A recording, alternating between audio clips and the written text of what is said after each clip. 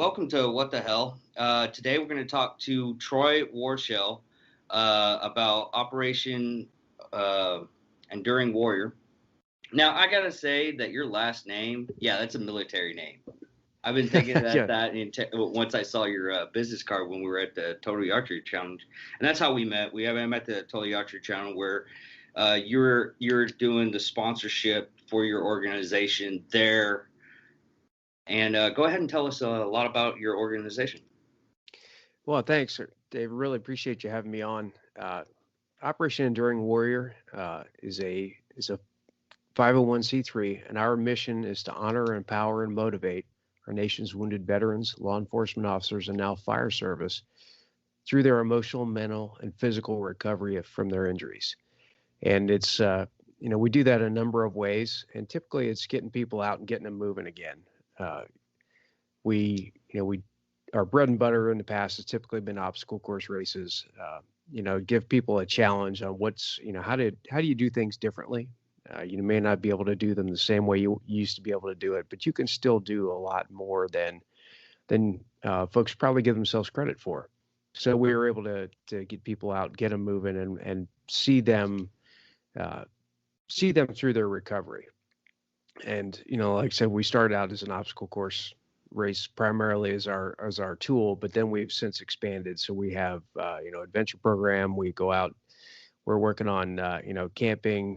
We have, again, like you mentioned, the archery program, something that's a little bit under a year old, but is one of our probably our most popular program at this point, just because it gives veterans some tools to be able to overcome their challenges, to be present in the moment.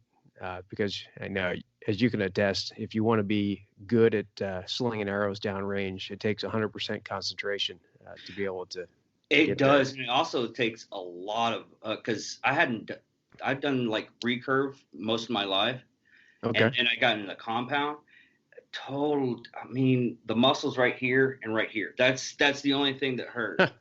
Yeah. And it's starting out and everything like that. But you actually have one archer in there that I was talking to. He's one arm. He got hit by a drunk driver, and he got bored. I guess he just got bored, and he's like, "I'm gonna sling arrows."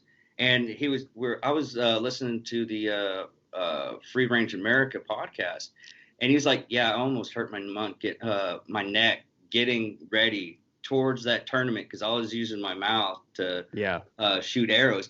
And he is unbelievably good.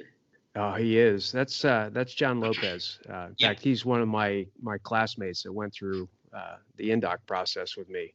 Okay. We talk about that in a bit, but he is one of our most prolific great idea guys, and has I think talking with him and one other guy, the whole archery program was their baby, and really pushed it forward. And I'll tell you, you watch Lopez shoot, somebody that's got one arm, he holds he pulls a 90-pound bow with his teeth. And his dentist has got to be just, waiting for him to come in. Yeah. But he's actually getting ready to try and qualify for the Paralympics. He's going to go as That's what we were talking about when he was there at Totally Archer when we were at the BRCC charity auction. Right. And and it's amazing. He is he's a funny guy, but he's got such a great heart. And you watch him, you watch him concentrate and shoot, and he laughs and jokes about everything else. But man, I'll tell you, you put a bow in his hand, and you watch him become serious really fast. And, it's just an honor to be able to be out on the course with him and shoot and just have a good time. Yeah, that's another amazing thing that every time I look at stuff like this, it's the basic fact of how horrible my life is. And I see something like that, and it's like, he's pulling up, man, I am just worthless. What? I can't even compete on that kind of, and he's so good just with one arm. And I have both arms. I'm trying everything. I'm like, man. But there's a lot of people that actually doing the stuff that it's just, It's amazing what they're overcoming, and you're still stuck in like, and you have everything going for you, and you're still not even getting on par with them. Yeah, I mean, I think you look at what those guys are able to overcome and achieve, and then you when you wake up in the morning, think, oh, my knee hurts or my neck hurts or my back hurts. Just you look at that, you're like, all right, it's time for me to shut up and get going. Exactly. I've had several people come up to me, and depending on what person's life ends up having a bad day that day, they're like, "Oh, my elbow hurts really bad. I don't know if I can go to work." There's a guy that doesn't have an arm that's shooting a bow with his teeth, and you're telling me that your elbow hurts and you can't really go. That Yeah. Hey, you have an elbow, so yeah, get up and go to work. exactly. But what other events? Because you had an event this weekend that you said you were doing, right? Right. So we have a process to make masked athletes, and if you've had an opportunity to look at our website, the masked athlete team are a group of individuals who really go through a lot of training, a lot of conditioning, and our job is to get our honorees through whatever event they want to do safely. And I mean that goes all the way from an archery shoot to a Spartan beast or some of those events, and we take people through that single, double, triple amputees, and we're charged with making sure they do it safely. So to do that, you can imagine there's a pretty decent physical component to that. There's a big mental component to that, and then how we evaluate the folks that want to become mass athletes is there's a 3-part process, and part of it is do you understand what the organization is about? Can you do some fundraising? Can you think clearly about somebody comes up to you on a course and asks you a question? Can you Can you at can you least form a volunteer? coherent sentence? Yeah. Yeah. And then obviously there's the physical part, and that's what we tested this weekend. We won't talk about the secret sauce, but suffice to say, it's a uh, pretty challenging physical event that we do over the course of a weekend, and it's all designed to make sure that somebody is not going to quit on that honoree in the middle of a race course, and you're mentally and physically capable of doing that. I don't And this, see how they can quit. I mean, honestly, if I was standing there and everything, I mean, you'd have to just look at the world in a different aspect, because I would just keep. I was like, that was an alarm that I forgot to. I'm sorry, but that's all I would. right. But I was when I was doing the archery, a guy was like, "Hey, can you come with me?" And because I'm all alone, and he'd gotten shot really bad, and he had a big leg. I guess it was a leg brace. Hmm. It was his whole leg, and we went through the whole thing. We were both tired afterwards, but Hmm. it was that John Dudley course that really broke us. Right, right. But I mean, if I quit, if I just like halfway through one of the courses and I was just like, I can't do this. But I'm seeing a man that has a bum leg moving around more Hmm. than I am. You just got to be a special kind of loser to actually just look at that and go, no, I'm gonna quit. Yeah. I mean, that's, I think helping the honorees out is really a key motivator. But, for the physical portion, I mean, if you can imagine, in a uniform, gas mask, everything else, and it's 105 degrees out, and you've got to get folks in a wheelchair over a rough course, it can be pretty trying, especially when you're in that mask 8, 9 hours. And I, I hate yeah, I it. mean, you got to be able to continue to push on and can't stop. And that's kind of the thing that we're trying to stress to these guys, that these folks, their loved ones are trusting them in our care, and you've got to be you know mentally and physically strong enough not only to make it through the course, but to be alert and make sure that your honorees doing all right, that they're not having any problems. Be strong enough to make sure that you can get yourself and them safely through the course. So it's a big physical fitness commitment, and it's a bit of a labor of love. For old guys like me, it gives me an excuse to try and stay in shape. But it's it is really challenging, and it's part of it is we're testing that mental fortitude of these folks. Do you really want to be here? Because why am I going to put myself through a bunch of abuse if all I want is the fame and glory of it? Because we pride ourselves on being silent professionals. Yeah. And if you're in it for you, that's the wrong reason, and I don't want you here. Yeah, exactly. I mean, to the point of, I did honor flight 2 years ago, and basically all that is it you get veterans, they're going to Washington D.C., they're seeing the memorials, and most of these people are like in a wheelchair, they're decrepit, Right. they're from like World War II to Korea Right. War, stuff like that. And me being a military veteran from Operation Enduring Freedom, I didn't think of it. And when you go through it and you see the fanfare of, hey, this is we care about you, we do Yep. this for you and everything. And I was like, okay, now I understand.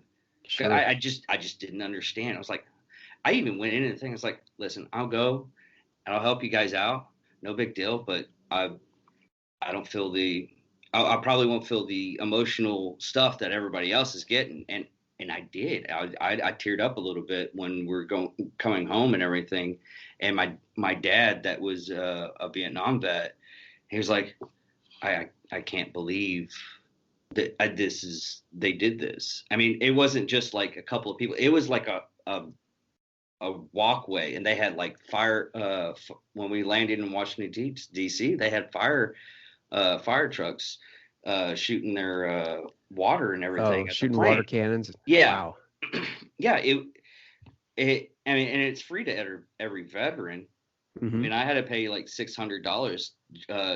It's basically like a surcharge to get all the stuff and everything like that. But Sure. It's something you can do to appreciation people that, especially like the forgotten war of Korean War.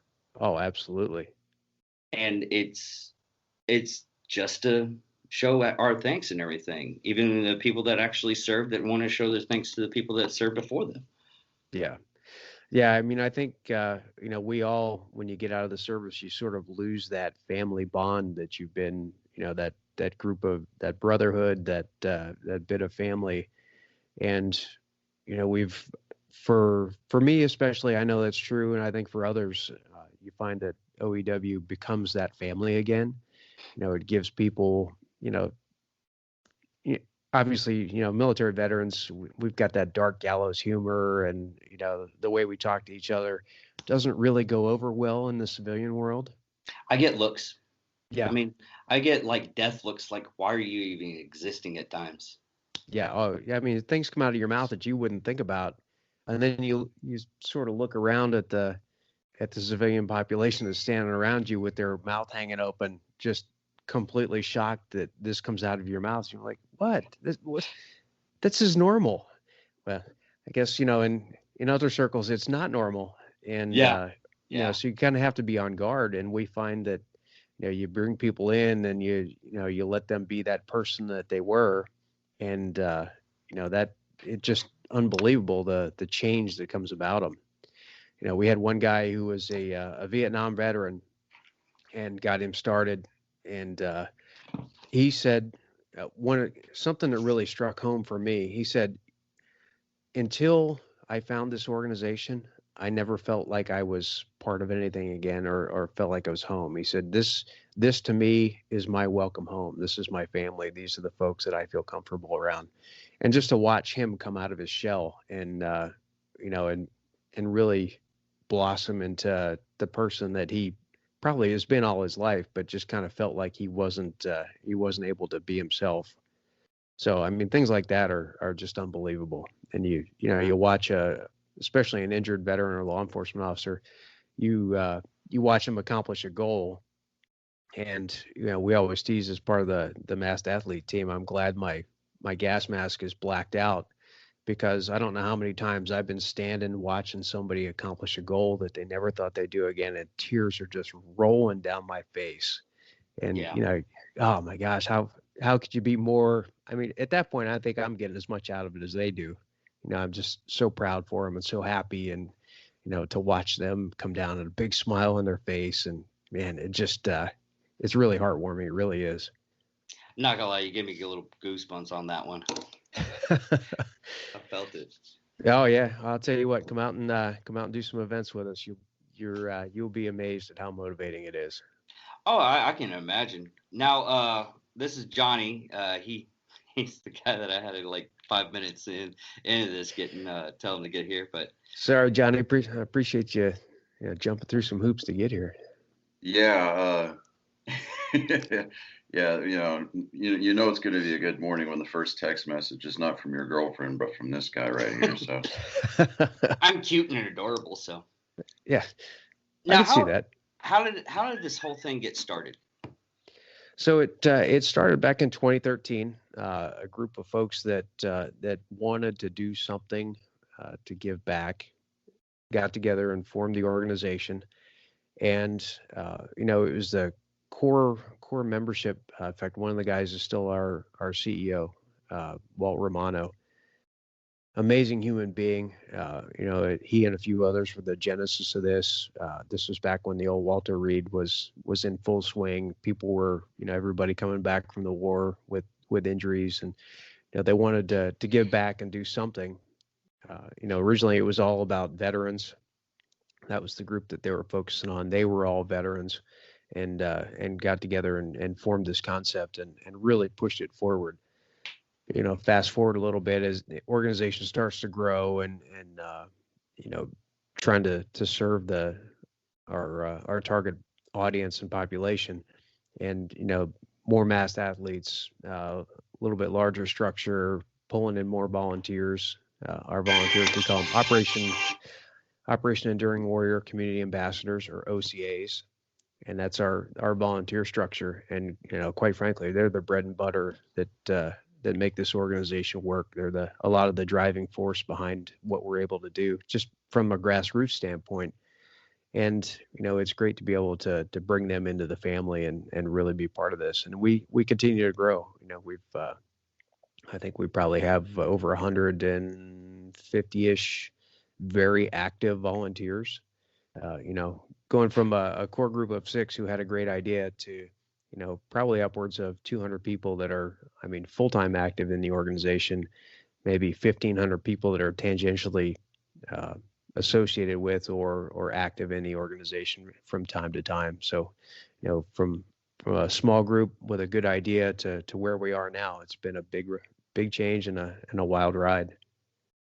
yeah, I've got I'm associated. I'm the vice commander for my local American Legion post out here, and so I came up with this really awesome idea of starting a ruck chapter here. Okay.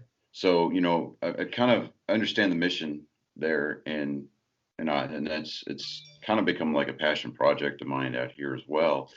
And a few of our guys, my other vice commander, he helps head up the rucking program out here.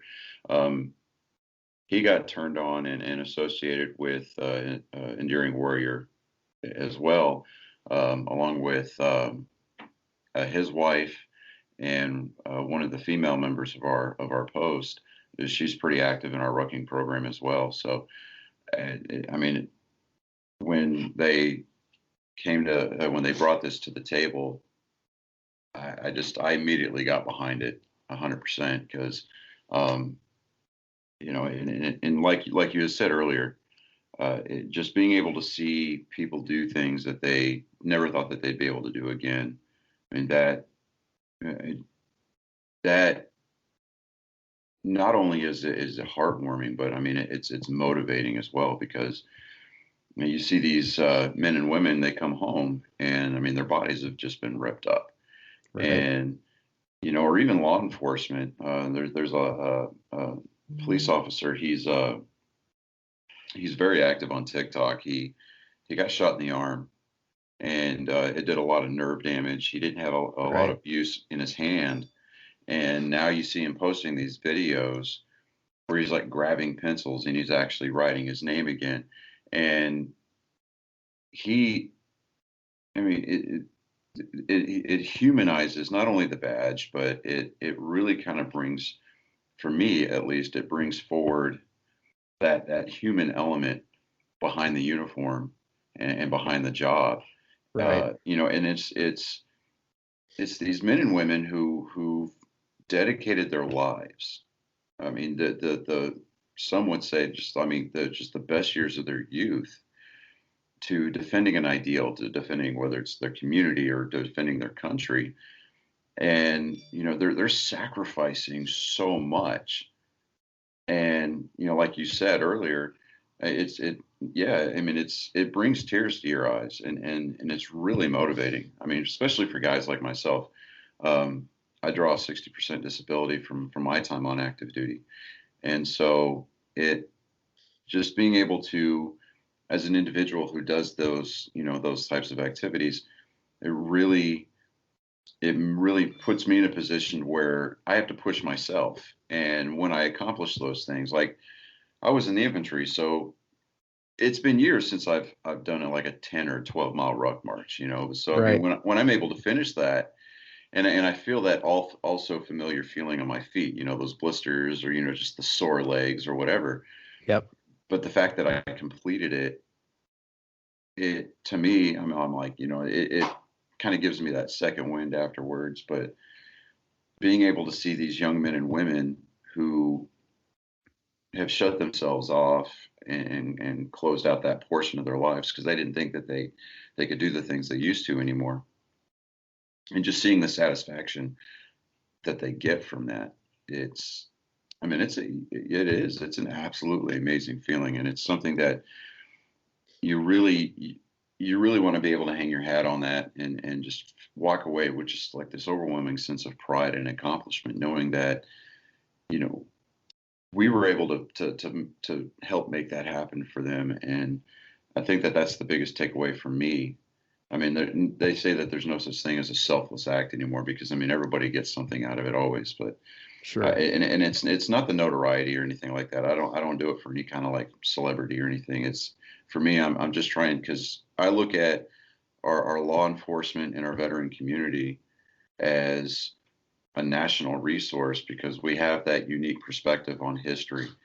Right. And and I had made we had a memorial ruck for an airman that had committed suicide out here. And afterwards we had a guy from I think it was Rally Project. He was kind of giving this wrap up speech, and then he looks at me, and I'm like, okay, why are you looking at me? And he goes, sure, this gentleman over here has got something pretty pertinent to say. And I'm like, do I come across as the kind of guy that looks like he has something, contributive to say? But, I just, those that all important string of words, that to caveat of what he said kind of a thing. And you hear almost every enlisted man in the area, that was in attendance that day. They were kind of like, oh, okay, he's one of those guys. Right. So, but, you know, the history is written by the victors. Right. And I told him, I was like, I refuse to be one of those guys that lets our perspective of history die with us. We have to be able to tell those stories. And when we've got 22 or, that number fluctuates, 22 veterans to 20, whether it's veterans or law enforcement or first responders, they're committing suicide and it's a pandemic. I mean, that's Right. the truest definition of the word pandemic for me. We have to be able to contribute to those annals of history. We have to be able to pass that information along, um, and and by giving through projects like yours, through Enduring Warrior, and through rucking programs, whether it's a local rucking program or Go Ruck, um, I think that we're giving our community that opportunity to pass that along, and I think it's overall for the betterment of our country Oh, as a absolutely. whole. Yeah, To be, absolutely. yeah, because I mean, you see these stories in the news where it's like we're always being demonized, whether it's law enforcement, especially law enforcement these days. And I think a lot of thank you for your service type stuff that's being extended to the veteran community. I think a lot of that is just it's just fashionable for the most part. I mean, Sure. you get those people that genuinely, extend that thanks for, hey, thanks for going out there and doing the things that I wasn't willing to do. Or you get the other veterans from some of the older campaigns that they're like, hey, young man, young woman, thank you. And, Right. like they'll buy a cup of coffee or whatever. But, um, I think that the overall mission statement of your program is it's amazing. I mean, it's almost like a no-brainer, but at the same time, the fact that these this idea was formed and it was pitched and it was worked and it was brought into something very tangible. I think is above and away just it's real. I mean, It for lack sets of a us better off to term, the it is. community to It's actually yeah. grow a little bit, because like if a person that's never really saw any kind of action or anything like that, they go into this and they start talking to these people of how it actually was, they get the sense of what they actually accomplished in their lives. Right. Right. It, And it's I mean it's challenging because, you guys know as veterans and law enforcement officers as well, you have a group of experiences that you've gone through and you put that stuff in a box and you never want to open the box. The problem is the box doesn't like to stay shut, and all those memories and those emotions and everything come flooding out. So, we one of the things we try and do is, develop that sense of community and family so that if, if somebody's having a rough day, you can get in touch with somebody who understands what you've gone through, who understands what you're feeling. And it's hey, you need to call me and vent. You want to yell at me, scream at me. I don't care. But at least if you're alive, you're yelling and screaming at me. I've, Yeah. So, I've, we can deal with that, anything else afterwards. I think I've only had one where I had to get physical, but I was like, it went physical and nothing like bad. I was like, we prepared. I had my gear on and everything like that, and he just beat the crap out of me. And then afterwards, I was like, "Are you feeling better?" He's like, "Not really. You look like shit." Yeah, I mean, when I started the rucking program out here, one of my bigger selling points was muscle memory is a hell of a drug. Right. And anytime we introduce or invite somebody, anytime we introduce the program to somebody new, and we're kind of giving our sales pitch there, so as to why they should get out of the house, is we don't make people talk about their demons when they come out, and it's like you said, it's about that sense of community, and as long as they know that there's other people that are like them out there, that it's okay, that they know that they don't have to go through that stuff alone. Right. And the fact that when you're out there and you get your body doing things that it remembers doing, it gives you that safe sense of connection to the past, Right. to where, okay, now your body's in this mode and your brain's getting used to doing some of these things again. But then all of a sudden you realize, I'm not out here doing it by myself, and this is really happening, and I can trust these Yep. people. Because I mean, we get out there most of the time and just give each other a bunch of crap. Oh, And exactly. yeah, so I mean, it's like we can pick on each other, but somebody from the outside picks on us, although it's all hellfire and brimstone. So it's like most of the time, I'm usually the only Army guy out there. And we got a lot of Air Force people that are retired out here, obviously, because of Shepherd Air Force Base. So we get a lot of Air Force personnel, retired Air Force. We get a few Marines. Of course, this year I total bragging rights because of the Army Navy, football game, and the Yeah. commander in chief trophy going back home to West Point. So, but Bring up a sore subject. I see how it's going to be. Yeah, well, I yeah. mean, it's not like I cited scores or anything, 15-0. But I mean, now to be fair, the Air Force game was a lot closer, but still, um, You know? Yeah. True You know, statement. yeah. Yeah. So I mean, but it's things like that that really, I think it's things like that that really drive these types of programs, and it's that sense of community, that sense of brotherhood. I mean, it reignites that esprit de corps, Yeah. and while it may not be the same sense of camaraderie, I mean, we're not chewing dirt and we're not fighting for that last 100 yards. I mean, in a physical sense, as far as geographically, but upstairs, I mean, mentally and emotionally, I mean, it's the same fight, and that fight never Yep. ended.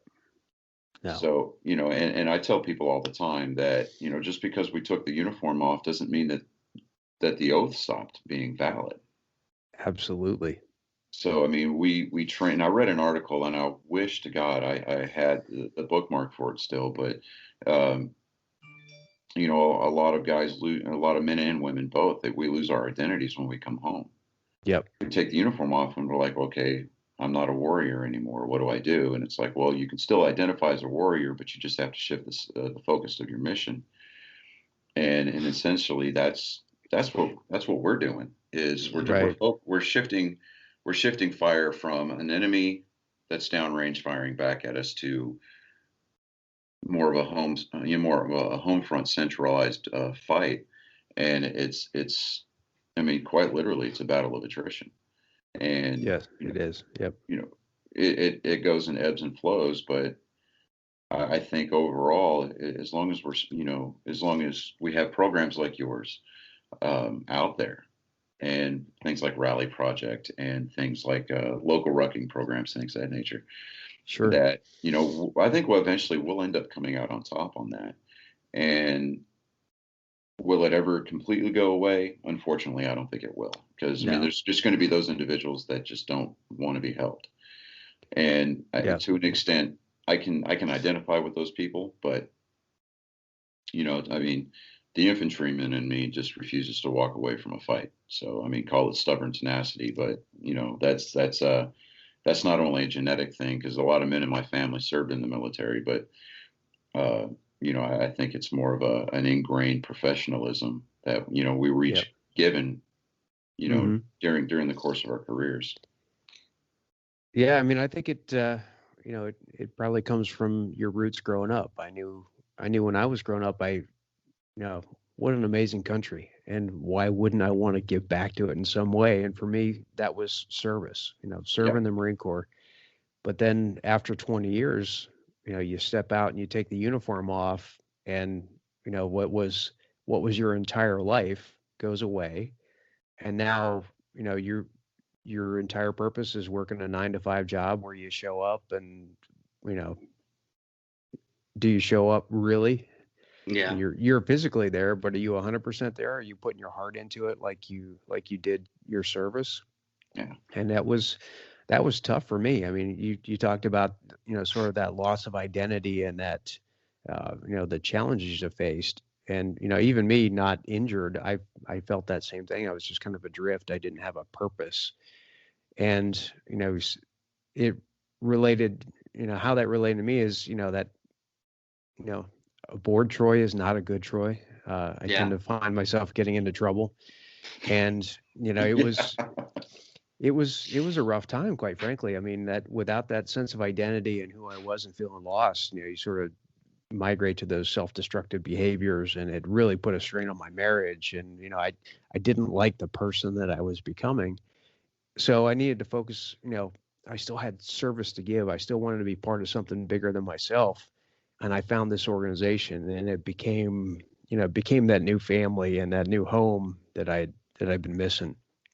And I think probably almost to a member, the folks in the organization will tell you that they were searching for something and a way to give back, and this organization became that.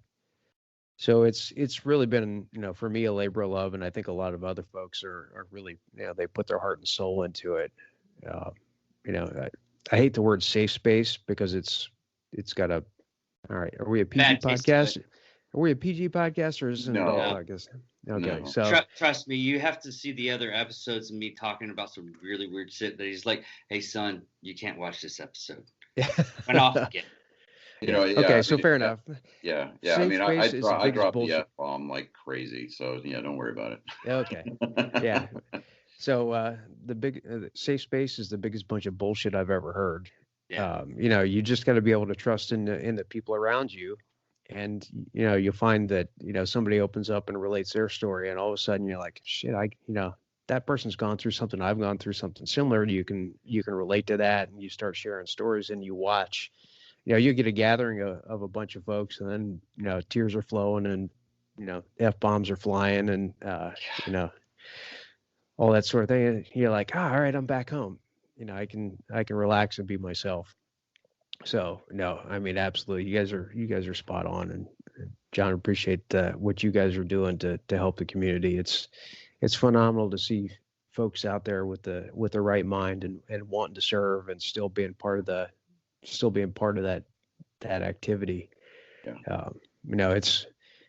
It's challenging. And I mean, veterans, law enforcement officers really have it bad. And I think fire service is the same way. As veterans, there's a lot of support resources, people recognize veteran service and things like that. But, we found in the law enforcement community, if somebody's injured or somebody has a hard time, they're they're looking to get rid of them as soon as they can because they're just a drain on the books. And you get guys that are, same thing. All of a sudden you were part of a family for so long. Now you're injured. You're no longer useful. Thanks. Have a nice day. Good luck with the rest of your life. And we see specifically the pure police officers that are, some of them are coming to the organization. I think they're finding that ability to relate to what we're talking about, and it's really helps out quite a bit. So we're definitely fortunate to have them, and I think the fire service guys are going to be the same way. We're seeing a lot of the same parallels there with that group of with that community. So it made sense for us to branch out to them, and how do we pull them into this family? And I think it's good. That's our next big challenge is figuring out how do we include the fire service folks in here. And it's kind of, it's interesting. You talk about getting out and doing things and moving and rocking, and you get people that have never put a heavy pack on their back and walking around, and they're like, well, my hands don't work, I can't close my fingers. Like, all right, come on, here's how we're going to fix that problem. And you teach them some different skills, and they understand, and that communal suck really helps bring people together. Yeah. My buddy Mike, the guy I mentioned before, he's the other vice commander for my American Legion post. He's retired Air Force. So is his wife. And when I brought up when I was pitching the idea of a rucking program, he was like, man, come on, Air Force people don't do that shit. And so I got him out there and got him doing it. And I have created an absolute monster. He and his wife are doing all these events. I mean, they are constantly going. And I'm just sitting back going, well, hell, I mean, he's in better shape than I am now. And I'm just like, what the hell is this? So, it's like, I got to step my game up, but, and it's like, but at the same time, you just kind of sit back and, you can't help but feel a little bit of pride because, you're just like, gave this dude something new to do. And he just ran with it. And kind of made it, kind of adopted it as his own, and even then, it's and you may be able to relate. It's like you look at somebody that you introduce to this activity, and when they kind of run with it and kind of mold it into something that they can call their own, and it's become part of their identity, you can't help but feel a little bit of pride. Yeah. And but at the same time, we have to stay humble, and as a male, and as I know as a Marine, and me as a grunt, it's one of those. That's one of the hardest things that we can do. It's like you see that meme where you got that line of urinals, and one dude's at the end, and then you get this guy that comes into the picture, and then he gets right next door to you, and he leans over, he's like, I was in the Marine Corps, or I was in the infantry. It's like nobody cares, Yeah. but we do. And so, it's like Marines and infantrymen, especially Marine infantrymen, Army infantrymen, we walk around with this sense of bravado anyway. So it's kind of one of those we have to kind of deals. Yep. Otherwise you really have to turn in your man card. And, but at the same time, it's like you see a lot of these types of activities spearheaded by people like you and I, and yeah, I mean, stereotypical. It's like, okay, well, this guy, look, he beat his head against the wall for X amount of number of years in his life, and he's not physically he's paying for it. So what's he do? He starts a rucking program, or he starts a running club, or Yeah, exactly. yeah, I mean, Everything hurts, so I'm going to go out and do more physical activity. Exactly, everything hurts. It's like I'm left-handed, so everything on the right side of my body is tore up, like absolutely tore up, because that's the side that you fall on whenever you do your combat rolls. Yeah. And it's like, to me, for the longest time, it like that never made sense. Like, I'm a left-handed. Why isn't the left side of my body tore up? It's like I blew up my right knee. I dislocated my right shoulder. I've dislocated my right hip. So, man. yeah. So, and it's like, how, it's like my body constantly hurts, and you feel like those old men, like you get up in the morning, you pour yourself a cup of good Black Rifle coffee, you go sit out on the front porch, you want to yell at kids for stay off my lawn. It's like, since when did you become a sergeant major? And but we put all of that aside. We forget about the pain for a little bit, and it's almost like when you were a kid and you lost your tooth and you're sitting there tongue in that hole where your tooth used to be, and it's like that's that good kind of pain. And I think that that's the biggest part of it. I think that it's esprit de corps, motivation, and just that sense of accomplishment. Yep. I think that that's the biggest, and I think that that's not only the biggest, but I think that that is the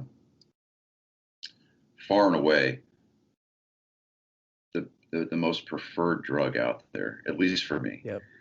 Well, that's the other thing with that kind of stuff is when you actually exercise. It's like I've had like bad headaches for like a couple of years, and then I watched a podcast with Tim Kennedy, and he was telling us like just go run around the block and everything, and it'll help. And I was like, when did that hurt?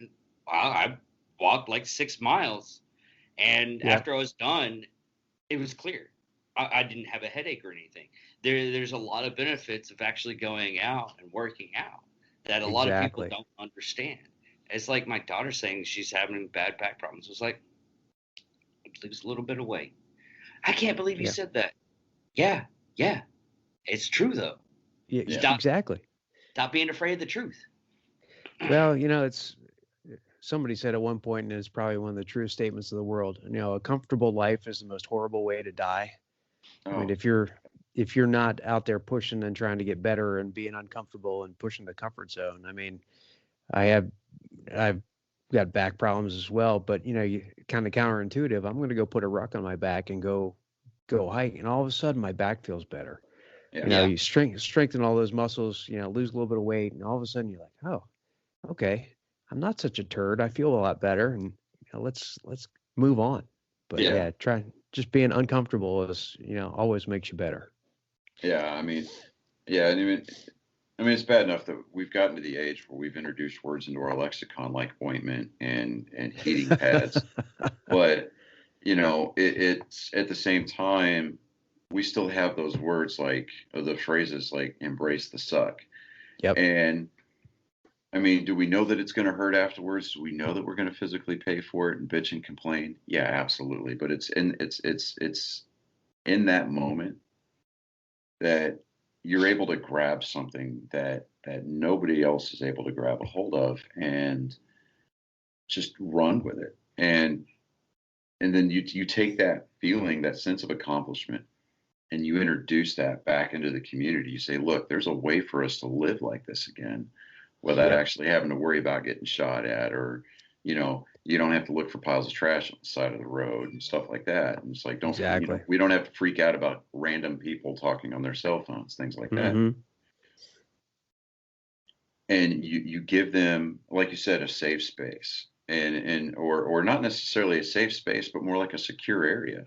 Yeah. Or a community. I like that way Yeah. better. Yeah. Yeah, I secure like that way area. better. Yeah, so I mean, we give them that secure area and just say, all right, look, we can operate within these confines.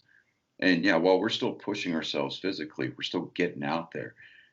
You can do that with a sense of just calm and peace, knowing that other people are going through it too, and that unlike when unlike how you felt after you got out, there's going to more than likely, well, I say more than likely, I mean, there's going to be somebody that's going to answer that phone. Right. Because I tell everybody all the time, and it's so cliche, and you see it posted on social media all over the place, but it's like, I'd rather listen to you bitch and complain than have to attend your funeral. Right. Yeah. And, Right. so, and I've told friends of mine, I said, look, if I find out that don't expect me to show up at your funeral, Right.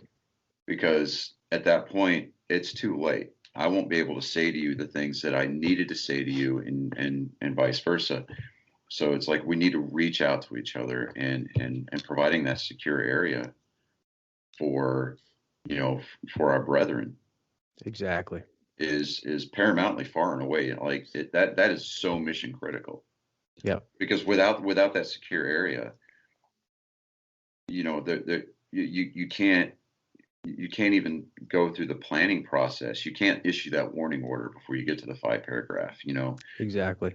and so it's like you can't define anything, you can't do anything until you have this. And so the fact that your program is out there, and we've got programs like the one that I'm involved with out here, and we got programs like Rally Project and things like that, I think is, Well, I one, mean, you shouldn't have an excuse. no, I mean, it's not an excuse, but the fact that we've got these resources available to us now, I think, I mean, it helps. I mean, so many different generations, because we still have Vietnam veterans that are out there, killing Yep. themselves. Yep. And we've got the DAV, we've got the VFW, we've got the American Legion, and that's all fine. That's great. But a lot of those organizations are self-serving, and let's be honest. Let's not mince words here. They're self-serving, and they're about community, as far as like educating the public on Right. how the veteran community behaves. It's like, to me, that almost reinforces the stigma that comes with, that comes built into the title veteran. Especially with nowadays, you get all these bro vets and all these woke vets that come out there and like, I've got PTSD, don't shoot your fireworks off, or I'm crazy, I've got PTSD. It's like, no, we need to get away from that. Right. And while I live by the mantra, make America offensive again, I haven't had my coffee yet this morning. So, but while I live by the mantra, make America offensive again, to a certain point, yeah. But at the same time, if we're expecting to be able to get a message across, especially to our fellow, veterans, we have to be able to practice that tact. It's not that we're tempering ourselves or filtering ourselves. We have to practice that tact. It's almost like we have to recall that memory, that muscle memory that came with military bearing. Yep. And we need to be able to focus on ourselves. It's like, yeah, I mean, that seems selfish to me. It sounds selfish on the surface, but if we can get our men and women to the point where they're able to start dealing with their demons, start addressing those ghosts and taking ownership of that, then we can start helping them make that transition of being a tool or a resource for outreach themselves. Right. And I think that would go a long way towards preserving that American legacy. I mean, because we see it enough as it is, especially in the mainstream media, where they try to take that American identity and whitewash it. Oh, absolutely. And they try to downplay our sovereignty and things like that. So we've got these men and women that go out there and defend our communities, that go out there and defend our nation, but then they come home and they're not literally spit on like they were when the guys came home from Vietnam, but figuratively and through social media. I mean, it's almost the same thing. Yeah. And just like back then, a lot of our men and women, they feel like they don't have any recourse except to take themselves out of this world. Right. And and that's why I wholeheartedly believe in projects like Enduring Warrior. I wholeheartedly believe in getting out there and throwing a ruck on your back. And I think that the benefits in the long run are just going to be completely and totally immeasurable. Absolutely. Yeah, absolutely. And to wrap this up, go ahead and tell us what your next couple of events are, and we'll put in a link to the website on both the Facebook page and all the stuff that we have to your website. But there's another event that we actually have in Wichita Falls called the Hotter Than Hell 100. And that sounds miserable. How do we get involved? It's a bike race that they do every year. Yeah. I'm talking everybody in the world comes to it. Yeah, I think the last year that we physically had it, which was 2019, they had over 100,000 bicyclists here in town. No kidding. And this year we doubled our town. Yeah, and this year, we're trying to see if we can get a ruck division set up, like a ruck event set up in accordance with the Hotter Than Hell. Like, you don't want to ride your bike. You don't want to. I mean, we have people that do the 100 miles on rollerblades, which I find. Oh, wow. Yeah, I'm like, yeah, you go, you do you. But if we can set up like a ruck division, I mean, we're going to try to approach that and see if we can pitch that idea to that committee and see if we can get Go Ruck to national, recognize it and have them come in and help set it up. So, but yeah, go ahead. I'm sorry, I didn't mean to step over you. That's all right.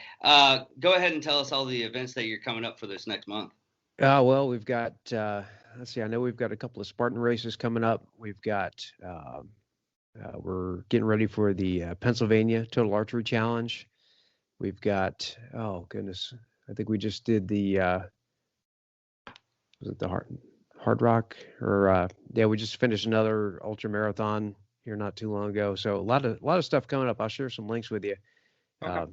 Stuff keeps changing. Obviously, it's all focused around what our honorees want to do, and how we empower them. So there's a bunch of stuff coming up. We got a calendar on our website that shows where we're going to be. If any of your listeners are in the area or want to come out and join us, see what we're about, we'd love to have them. That's it's a lot of fun. We're a great family organization. We try and take care of everybody, from not only our honorees but our families and our volunteers. And I affectionately tell everybody that you all belong to me and you're all part of my family. And that's. I'm one of those people that you just give me some food and a nice spot to sleep and I can pitch a tent. I'm good. Yeah, I mean, you provide me with enough amenities. I'll even let you claim me on your taxes. Hey, now we're talking. I need more dependents. Right. Yeah. I mean, we've got 400 and something of them living in Washington, but we can't claim those guys. So yeah. No, absolutely not. All right, buddy. We're going to go ahead and end this. This is Johnny Skeleton, David Dickerman, and thank you, Troy Warshel, to coming on here and talking about Operation Enduring Freedom. Thank you very much. Goodbye. All right, we'll just stop. Hey, appreciate that.